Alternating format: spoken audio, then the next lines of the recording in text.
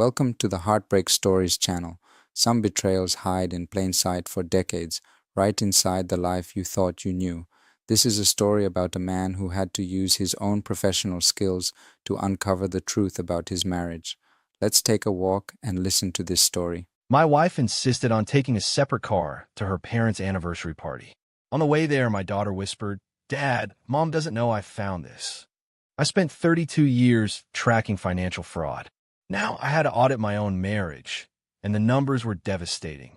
My name is Winston Hawkins. I'm 61 years old, recently retired, and the man who just spent the last year of his life quietly dismantling a marriage he thought was solid as bedrock. Lorraine and I had been together for 34 years, married 32 of them. We'd built a good life in Asheville, North Carolina, a colonial-style house on a quiet street, a daughter we were both proud of, a routine that felt comfortable and earned. I'd stepped away from the corporate world 2 years prior, turned in my badge at Meridian Financial Group, and started spending my mornings in the woodshop I'd built behind the garage. Life felt settled. That October morning, Lorraine came downstairs already dressed. New blouse I hadn't seen before, hair done up carefully, perfume I didn't recognize. She told me she'd drive herself to her parents' anniversary dinner. Said she wanted to stop by the floors beforehand and didn't want to make everyone wait. It wasn't an unreasonable explanation, but something about the way she said it, too quick, too rehearsed, made me file it away in that part of my brain that never fully retired. Our daughter, Cassie, rode with me. She was 30, working as a project coordinator for an architecture firm downtown, sharp as they come. She'd driven up from her apartment that morning and didn't have her own car in Asheville that weekend. We'd been on the road about 15 minutes, easy conversation about her new apartment, when she went quiet in a way that wasn't like her. I glanced over.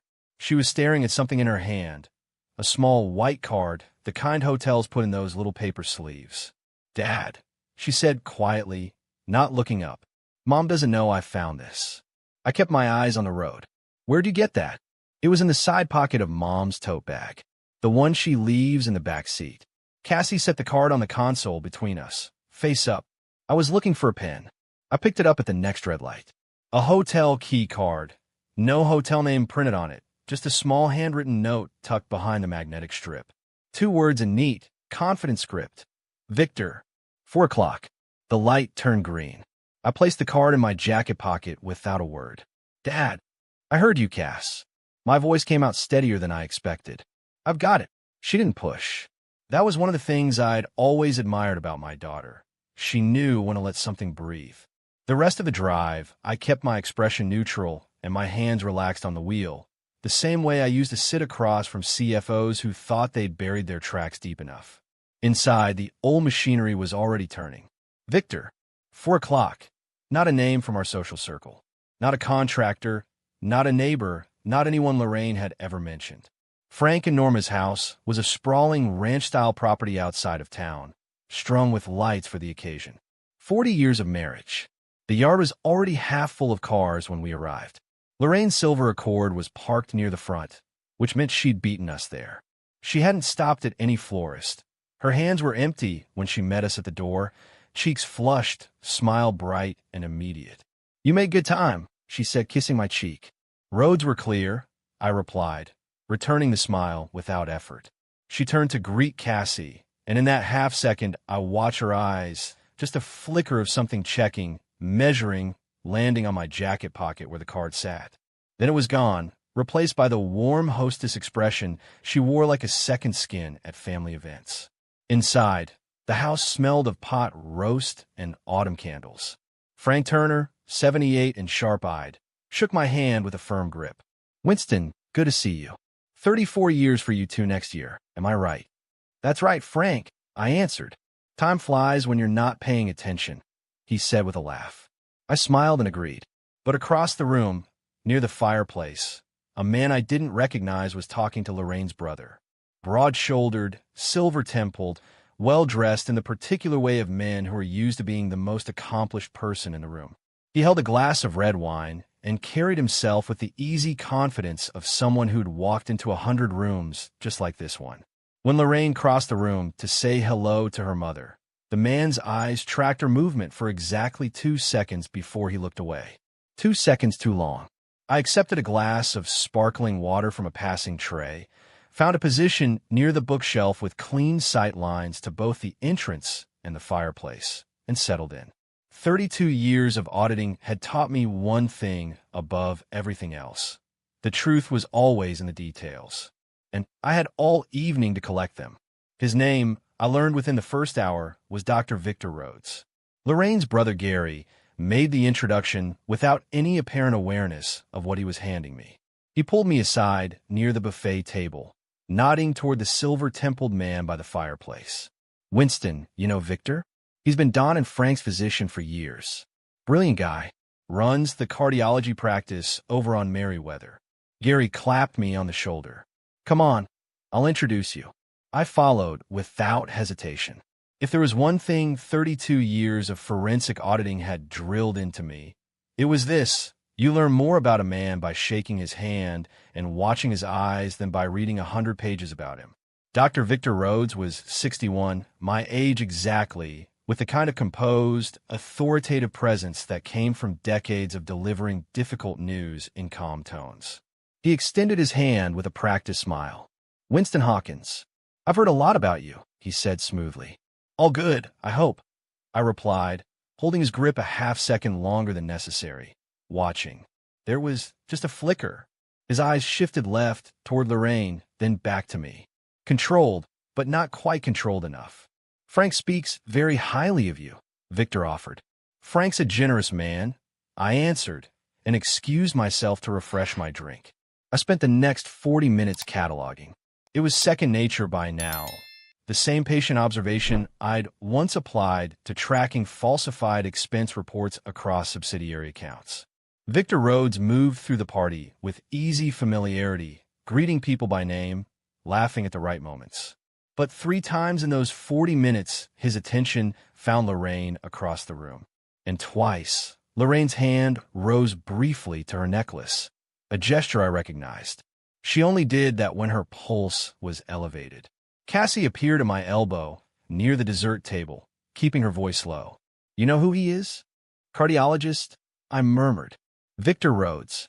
Apparently he's been your grandparents' doctor for years." My daughter's jaw tightened. "How convenient, isn't it?" I picked up a small plate and moved toward the appetizers, keeping my tone even. "Go enjoy the party, Cass. This is your grandparents' evening." She gave me a look that said she was nowhere near done with the subject, but she respected the instruction and moved away. At 7:15, I watched Lorraine excuse herself from a conversation near the windows. She slipped down the hallway toward the back of the house, toward the guest bathroom, which also happened to be adjacent to the side door that opened onto the garden. 2 minutes later, Victor Rhodes set his wine glass on a side table and followed the same path. I checked my watch. I did not follow. Instead, I moved to the window overlooking the garden and stood at an angle that kept me visible from inside the room, but gave me a partial view of the stone path below. They stood together near the garden bench for 4 minutes and 20 seconds. Not touching, talking quietly, quickly. At one point, Victor's head dipped toward hers. Not intimate exactly, but close. Familiar. The kind of close that takes years to build. When Lorraine returned, her expression was composed, but her lipstick had been pressed together, freshly set. Victor came back through the main entrance 2 minutes after her, having circled through the side yard. I filed it all away, kept my face pleasant, and spent the rest of the evening doing what I did best, being the reliable, steady presence everyone expected. I chatted with Frank about his garden. I helped Norma find a corkscrew. I told a story at the dinner table that got a good laugh from the whole room. Lorraine watched me across the table with something in her expression I couldn't immediately name. Not guilt, not quite. More like unease. Like a woman who'd expected turbulence and couldn't figure out why the water was still calm. On the drive home, she was quiet for the first several miles. Then she asked, almost casually, "What did you think of Victor?" "Gary said he introduced you. Seems like a capable man," I replied, eyes on the road. "Frank and Norma are lucky to have a good doctor looking after them." A pause. "He's been their physician for a long time." "So Gary said." She didn't push further. In the dark of the car, I heard her exhale slowly and I knew she was trying to read me the same way I'd been reading her all evening. She wouldn't find anything. Not yet. When we got home, I went directly to my study, closed the door, and opened my laptop. Within 20 minutes, I had Victor Rhodes's full professional profile. Cardiology practice on Meriwether Avenue, established 30 years ago, board certified, highly regarded, active in local charity circles. Well respected, well connected, and apparently, for God knows how long, well acquainted with my wife. I closed the laptop, sat back, and made two decisions. First, I would hire someone to do what I no longer had the institutional resources to do myself. Second, I would not change a single thing about my behavior at home until I had something definitive in my hands. The auditor in me demanded evidence. The husband in me was already bracing for what that evidence would look like. I hired Dale Whitmore on a Tuesday morning. Dale was 63, former IRS investigator turned private consultant, and the kind of man who could follow a money trail through 4 shell companies without leaving fingerprints. We'd crossed paths twice during my Meridian years when our investigations overlapped. He was precise, discreet, and completely without sentiment. Exactly what I needed. We met at a coffee shop on Haywood Road, and I laid it out plainly. A name, a hotel key card, a pattern of behavior I needed confirmed. Dale listened with his hands wrapped around a ceramic mug, nodding at intervals. "How far back do you want me to go?" he asked when I finished. "Far as the records allow," I told him. He took the job without dramatics and told me he'd have a preliminary report within 10 days. I drove home feeling the particular calm of a man who has converted anxiety into action. There was still the matter of our own financial records, something I could handle myself, if Lorraine hadn't taken precautions. For the past year, she'd managed our household accounts, a task she'd taken over gradually after my retirement. The filing cabinet in her home office held our joint statements, organized by quarter. She kept that cabinet locked. I noticed it 6 months ago and accepted her explanation, protecting sensitive financial information. Reasonable, I'd thought at the time. Less reasonable now. That Friday, Lorraine left for what she described as a planning session with her church auxiliary committee. She was gone by 9:15. I gave it 10 minutes, then went to her office. The filing cabinet was locked, as expected. What wasn't expected was that her spare key, the one she kept in the ceramic dish on her desk, was gone. She'd moved it recently. Recently enough that she was already managing what I might look at. I stood there for a moment, hands in my pockets, looking at the cabinet with the same expression I used to wear in front of corporate ledgers that didn't balance. Then I went to the kitchen, retrieved the narrow flathead screwdriver I used for clock repair, and spent 4 minutes persuading the lock in the way an old auditor learns when he's worked with enough shady bookkeepers. The drawer slid open. The files were neat, labeled by year in Lorraine's careful handwriting. I started with the current year and worked backward. Hotel charges appeared immediately. The same mid-range property on the east side of the city, billed to our joint account every 2 to 3 weeks, going back further than I was prepared for. I pulled the files for the previous year. Same pattern. The year before that. I moved further back, pulling statements with growing deliberateness, spreading them across her desk in chronological order. The charges stretched back decades. I sat in her office chair and looked at what the numbers had laid out in front of me. A complete, unbroken record of a parallel life conducted on my dime. My hands were steady. I made that happen by concentrating on each individual page, one at a time, the way I used to concentrate on individual line items when a larger picture was too distorted to look at directly. I photographed every relevant page with my phone, returned the files to their exact positions, and resecured the lock. I left the room exactly as I found it. That evening, Lorraine came home and moved around the kitchen with her usual easy confidence, talking about the committee meeting, describing a disagreement over the holiday fundraiser schedule. I listened and responded at the right intervals. At one point, she walked past her office door, glanced in briefly, then continued to the kitchen. Her shoulders dropped a fraction of an inch. She checked. Everything looked untouched. "You seem quiet," she observed over dinner. "Long day," I replied. The Henderson's cabinet took longer to finish than I planned. I'd been refinishing it in the woodshop all afternoon, a truthful alibi I hadn't needed to manufacture. She accepted that and moved on. Later, in the woodshop after she'd gone to bed, I sat on my work stool and let the weight of what I'd found settle fully. Decades of charges, decades of weekend lies and refreshed lipstick, and the careful management of two separate lives. Cassie had been born during those years, raised during those years. And through all of it, Victor Rhodes had apparently remained a constant, just out of sight, just within reach. I opened my phone and sent Dale Whitmore a brief message. Accelerate the timeline. What you find will be worse than we thought. His reply came back in under a minute. Already is. Talk tomorrow. I set the phone down, picked up a piece of sandpaper, and worked the edge of the Hendersons' cabinet door until my hands stopped wanting to do something else entirely. Dale's report arrived on a Thursday, delivered in a plain manila envelope, left at my woodshop door before 7 in the morning. I waited until Lorraine left for her weekly yoga class before I opened it at the kitchen table with a cup of black coffee. The surveillance photographs were clinical and thorough. Victor Rhodes and Lorraine in the parking structure of the Lakeview Suites. Lorraine entering first, Victor following 4 minutes later. Timestamps on every image. Dale had also pulled Victor's financial records through channels I didn't ask about. Charges at the same hotel on dates that mirrored Lorraine's absences precisely, going back 11 years that he could document. 11 years of confirmed records. The hotel charges in our joint accounts suggested the arrangement was considerably older. I set the photographs aside and turned to Dale's written summary. One paragraph near the end stopped me cold. Subject: Rhodes has no children, has never been married, maintains a 2-bedroom residence on Carteret Drive and a membership at Asheville Country Club.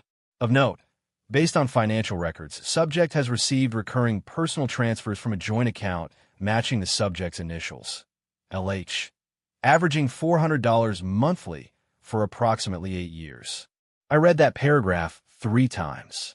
Lorraine had been sending Victor Rhodes money. Not gifts, not shared expenses, recurring transfers. I pulled up our joint account on my phone and found the transaction category she'd labeled personal wellness. 8 years of monthly withdrawals. $38,000, give or take. I closed the app and finished my coffee. The DNA question had been in the back of my mind since the night I'd found the key card. I hadn't wanted to look at it directly. Now I had no choice. Cassie was 30. The hotel charges in our statements went back far enough to overlap with the year she was conceived. Victor Rhodes was exactly my age. That same afternoon, I ordered a home paternity test through a medical supply site. Discreet packaging, results in 14 days, accuracy certified at 99.97%. I stored in my locked desk drawer beneath a copy of an old audit report nobody would ever bother pulling out. Getting the sample from Cassie without explaining why took some careful thinking. The following Saturday, she came by the house for our standing lunch, the weekly ritual we'd maintained since she moved into her own apartment. I'd made her favorite grilled chicken and roasted vegetables. And afterward, while she sat at the kitchen counter going through photos on her phone, I cleared the table and quietly set her water glass aside rather than loading it directly into the dishwasher. She didn't notice. I packaged the samples that evening, sealed the envelope, and drove to the post office myself. On the way home, I stopped at the overlook on a mountain parkway where Lorraine and I had parked on our first real date, 35 years ago.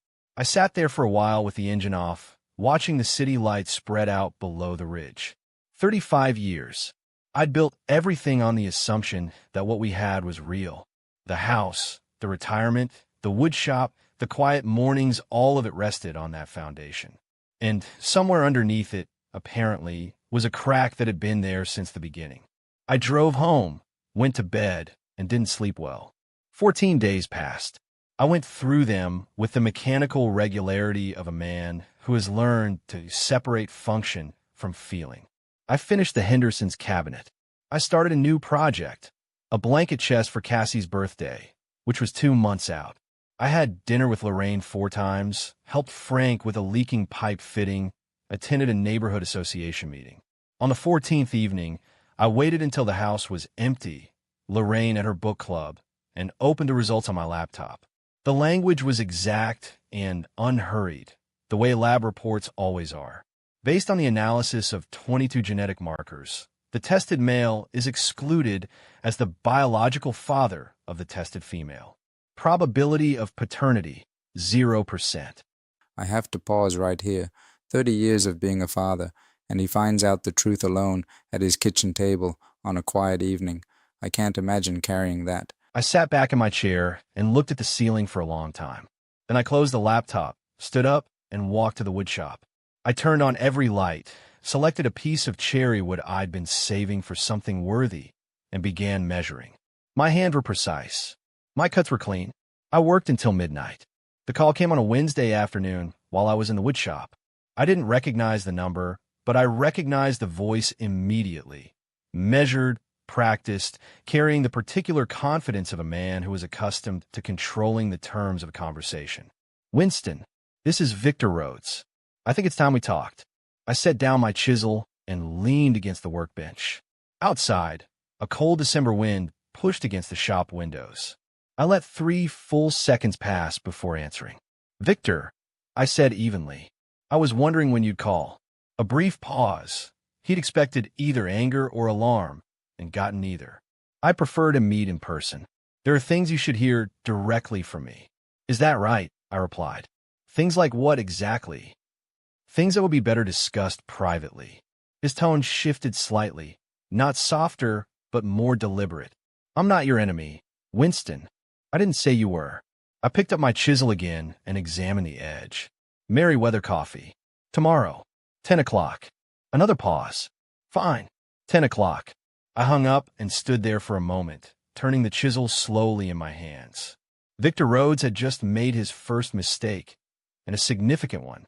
He'd reached out before I'd made any move against him. That meant either Lorraine had told him I was asking questions, or he'd grown impatient waiting for a confrontation that hadn't come.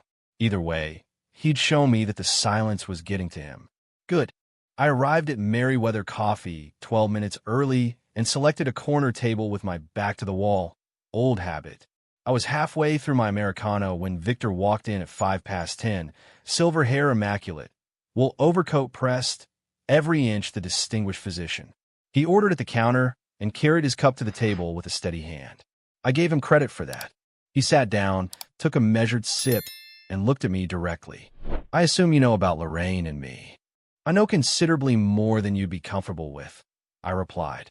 Something shifted in his expression, not quite alarm, but a recalibration. He'd rehearsed an opening. "I just made it obsolete. I want you to understand," he began, "that I never intended." "Victor," I set my cup down. "I spent 32 years tracking down men who never intended to do what the evidence proved they'd done. Save that speech for someone it'll work on." His jaw tightened. Then he leaned forward slightly, and what I saw in his eyes surprised me. Not guilt, but something harder. "Possession. She's been with me for longer than you want to know," he said quietly.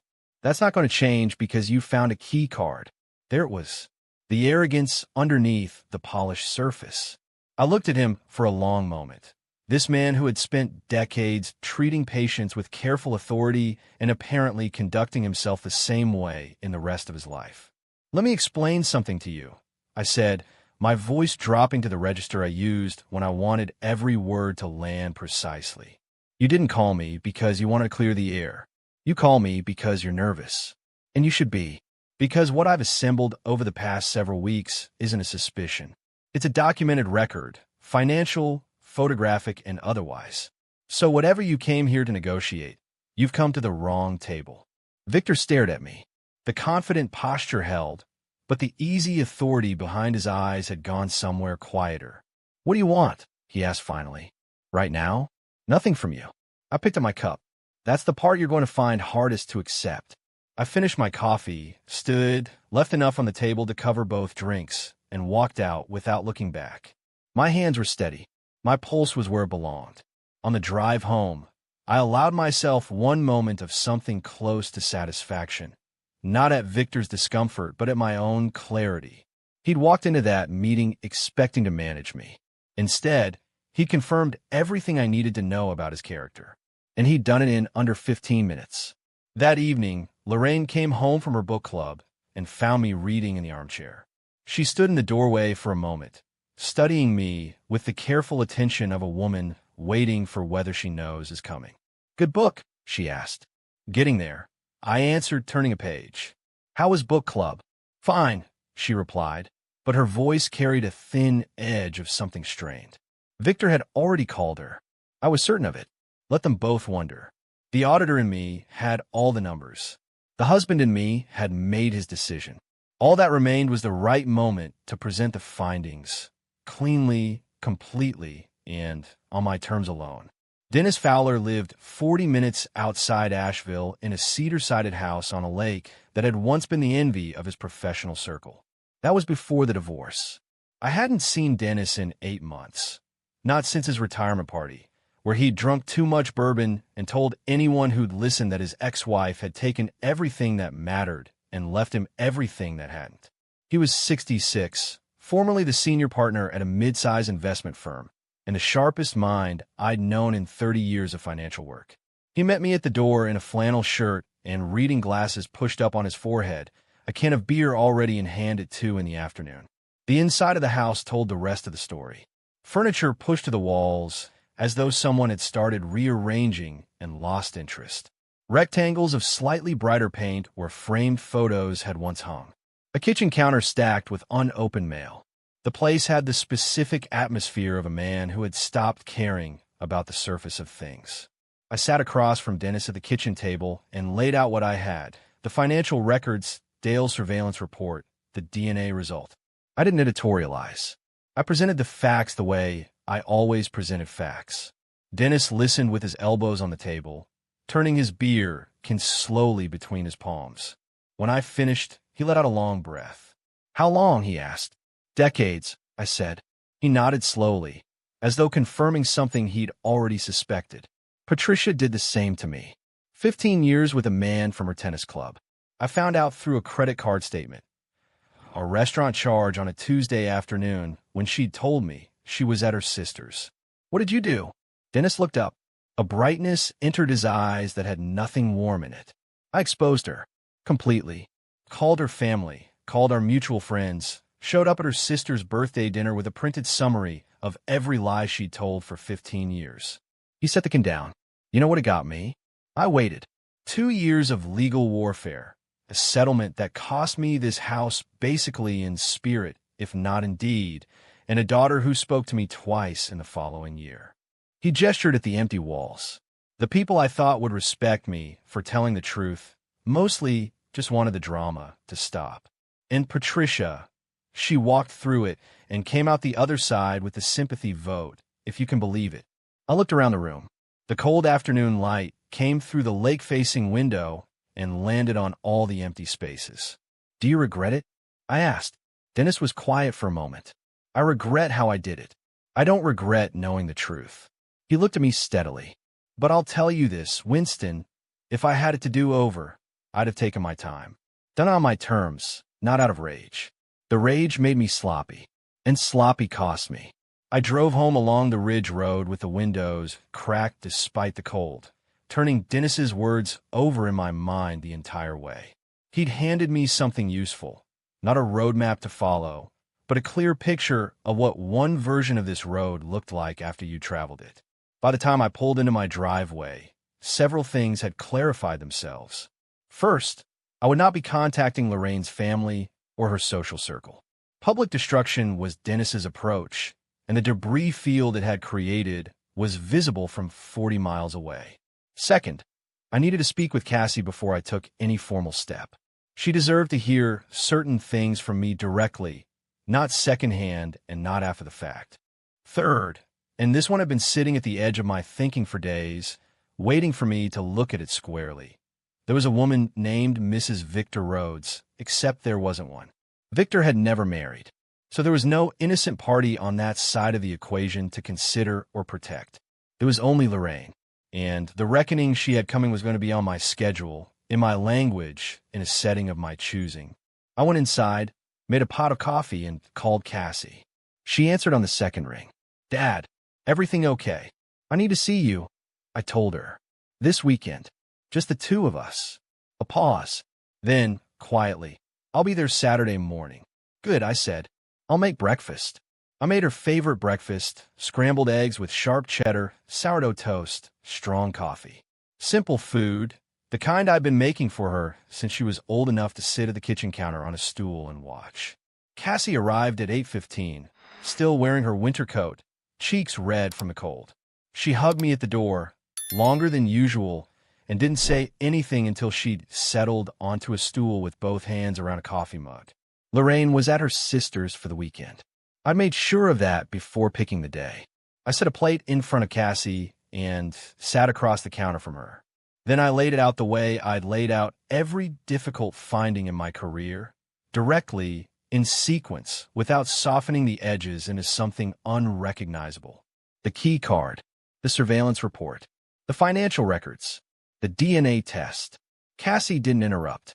She listened with the focused stillness of someone absorbing information they've been half expecting and half dreading. When I finished, she was quiet for a long moment, both hands still wrapped around her mug.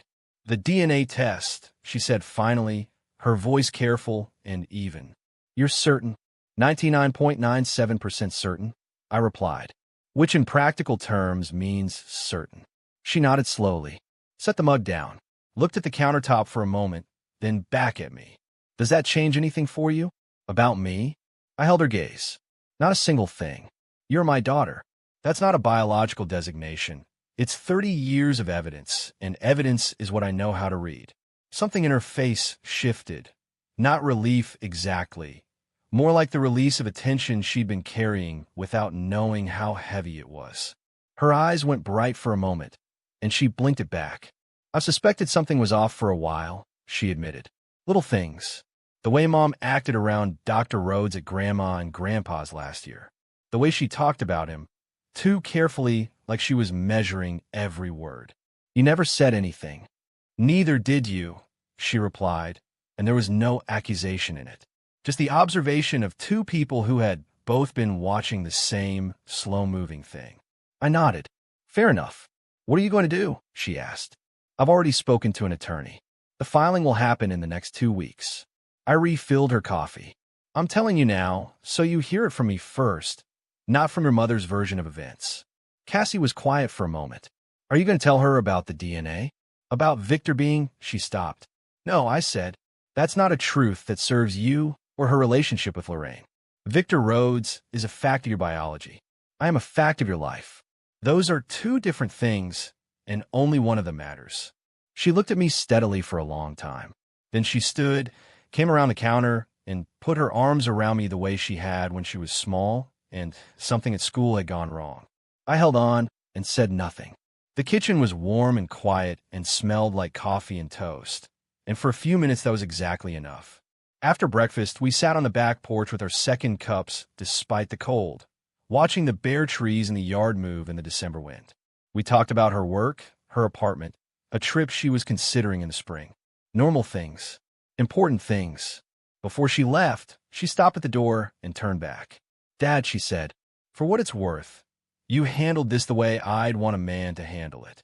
No spectacle, no collateral damage, just the truth in the right order to the right people. I squeezed her shoulder.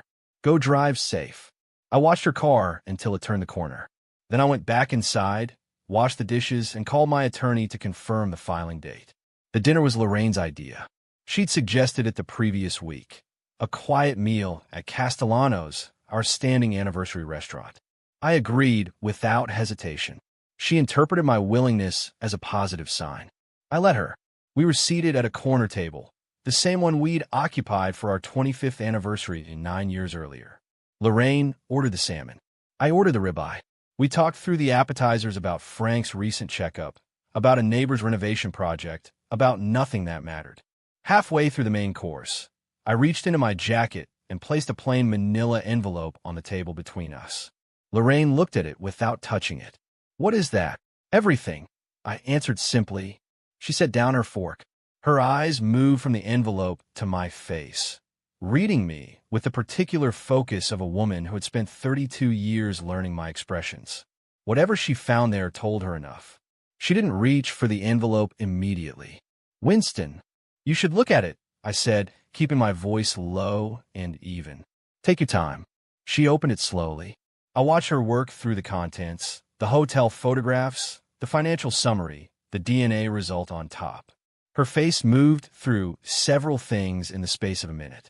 Recognition, a flash of something desperate, then a careful, deliberate composure that told me she'd been rehearsing for this possibility longer than I'd been investigating it. "This isn't what it looks like," she began. "Lorraine." I set down my fork.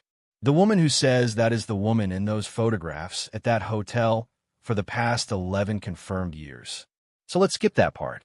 Her composure developed a fracture along the edges. "I can explain the money. I know what the money was for." I cut in quietly. "What I'd like you to explain is the decision to let me raise a child for 30 years without knowing the truth. That's the part one keep returning to." Silence. The restaurant murmured quietly around us. "I thought," she started. "I thought you'd leave." And I couldn't. Her voice faltered. "You were a good father, Winston. The best she could have had." "That wasn't your decision to make on my behalf," I replied. "I deserve to know what my own life actually was. You took that from me for 3 decades. Lorraine looked down at the table. When she looked up, her eyes were wet. "Are you going to tell Cassie?" "I've already spoken with Cassie," I answered. "She knows what she needs to know." The color left Lorraine's face entirely. "She's fine," I added, reading her panic accurately. "And she'll continue to be fine, because I'm going to make sure of that." I folded my napkin with the same deliberate care I'd used since my first boardroom meeting.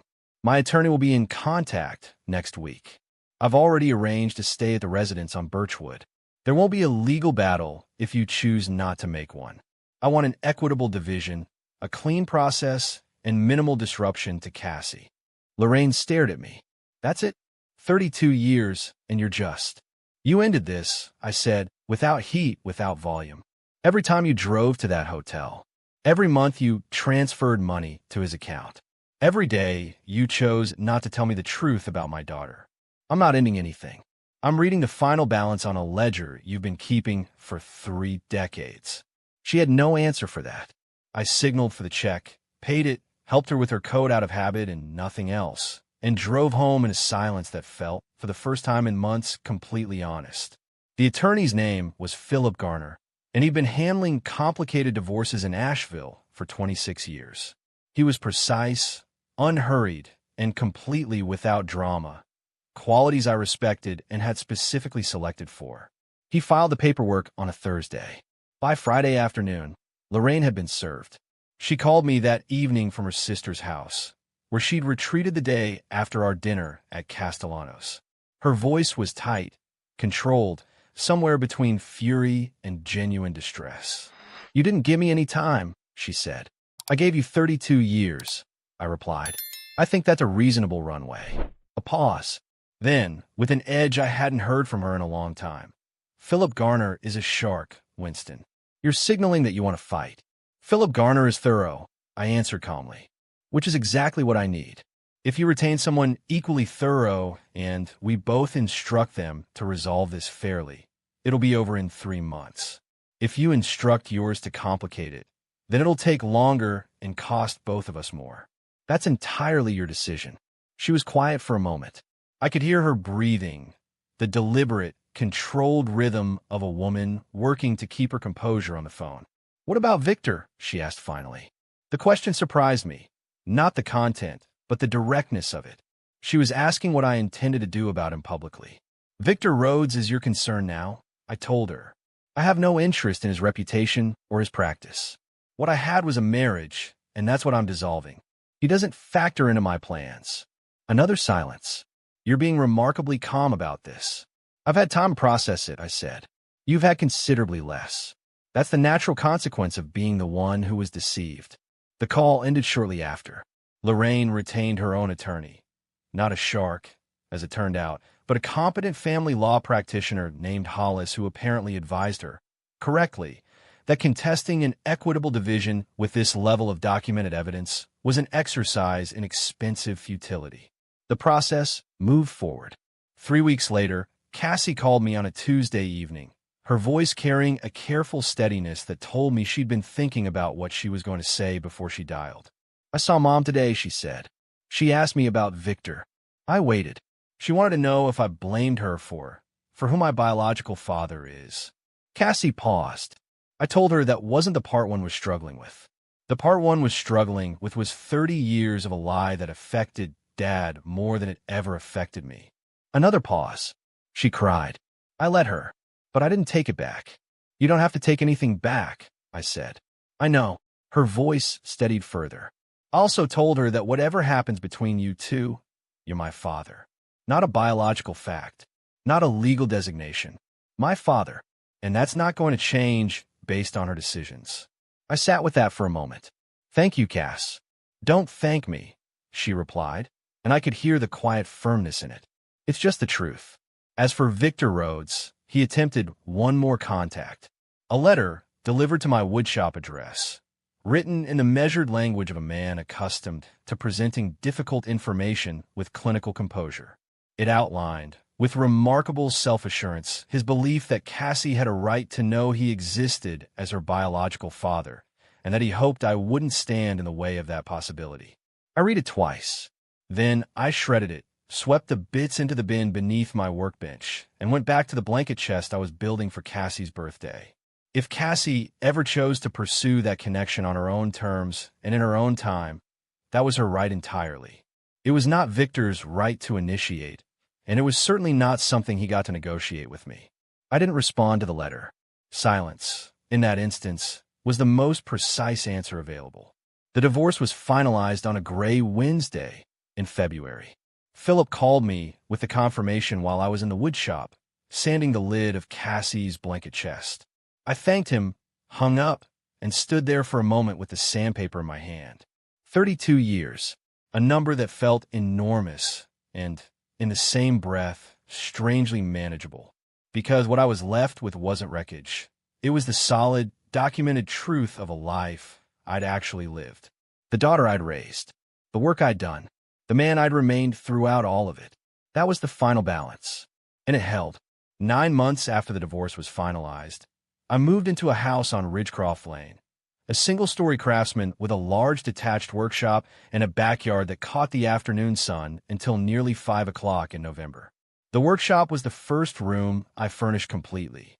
Cassie came by on moving day with her boyfriend and a truck full of energy, directing the placement of furniture with the same decisive efficiency she brought to her architecture work. By evening, the kitchen was functional, the bedroom was livable, and the workshop held every tool in its proper place on the pegboard wall I'd installed that morning. We ordered pizza and ate on the back steps as the sun went down behind the ridge. This is a good house, Cassie said, looking out at the yard. It suits me, I agreed. She leaned her shoulder against mine briefly, a small gesture, the kind that doesn't require commentary. I had seen Lorraine twice since the finalization, once at Frank and Norma's Christmas gathering, which I attended for the older couple's sake and nothing else, and once outside the attorney's office when we signed the final asset division paperwork. Both times she had looked at me with an expression I recognized, the look of a person who has gotten what they thought they wanted and discovered the cost of it in the aftermath. Victor had indeed moved into her condo, as mutual acquaintances had mentioned in passing. I wished neither of them anything in particular. They were simply no longer part of my accounting. Dennis Fowler called me in October, 8 months after our lake house conversation. His voice sounded different, quieter, more measured. He'd started seeing a therapist, he said. His daughter Rebecca had reached out. They'd had dinner twice. You were right not to go the public route, he told me. I've been watching what you did from the outside, and it was the right way. It was the only way for me, I replied. Might not be the right way for everyone. Maybe, Dennis said, but it was right for Cassie. And that counts for more than most things. He wasn't wrong. Cassie's birthday fell on a Saturday in April. I drove to her apartment with the blanket chest in the back of my truck, wrapped in moving blankets against the early spring chill. She opened it in her living room, running her hands along the dovetail joints at the corners, the smooth cherry finish, the hand-forged hinges I'd sourced from a metalworker in Tennessee. Dad, she said quietly, it'll hold quilts, I told her, or whatever you want. She looked up from the chest with the bright, direct eyes she'd had since she was 3 years old. You made this while all of that was happening. I needed somewhere to put my hands, I said simply. She hugged me in the middle of her living room, hard and unhurried. Then she pulled back and looked at me with an expression that held something I didn't have a precise word for, something between pride and recognition, the particular look of a daughter seeing her father clearly and finding the view steady. You're going to be okay, she said. I already am, I told her. I drove home along the ridge road in the late afternoon light, windows down, the smell of spring coming off the hills. At 61 years old, I was starting over in a house of my own choosing, with a workshop I'd built the way I wanted it, and a daughter who knew the full truth of who I was and had decided that was more than enough. The numbers, for the first time in a long time, balanced completely. Winston had every reason to be bitter, and he chose dignity instead. That's not weakness. That's the hardest thing a man can do. Thank you for listening, and I'll see you in the next one.